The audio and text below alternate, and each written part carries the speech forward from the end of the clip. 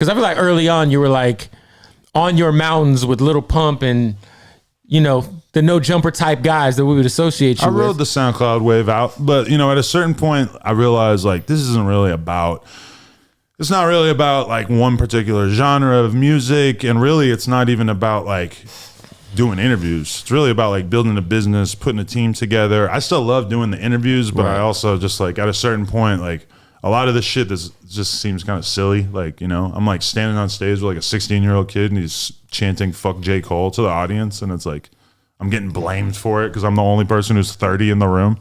And yeah, I mean, so those like, I was gonna say, because there was like a moment where, you know, you were heavily associated with a lot of stuff that would happen that you really didn't have anything to do with. So did you was there like a moment where you were like, you know what, I gotta kind of step back a bit from like being in the mix too much with some of these kids? I mean, honestly, yeah, definitely like that shit got old really quick, especially when everybody started dying from drug overdoses and shit. Was like, oh, like, you know, when I look at like how I was with Pump and Perp, where I was kicking it with them, drinking lean, popping pills and shit. And then by the time Juice WRLD rolls around, it's like I had a friendship with Juice WRLD. Mm-hmm.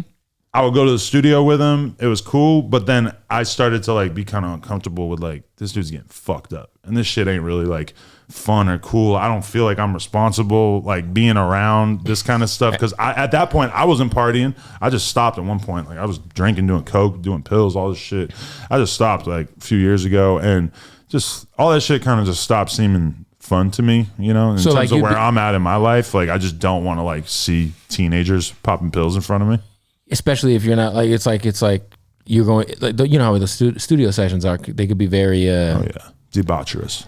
Yeah, so you're in the studio and you're sober. Yeah. You're not participating in any of this shit. And do you feel like with the Juice WRLD shit, like, because I do remember you being in the studio with him all the time. You had a great relationship with him. A couple times, but yeah. Did you feel like man, if I keep coming around this shit, like I'm kind of participating in the negligence? Yeah, and it just stopped being me. Like I stopped getting fucked up, so all of a sudden I'm starting to see shit clearly, which is like, oh, like, you know, I've been in the studio with rappers where I've seen them like really like needing lean, like mad, yelling at their friends, like upset about not having lean.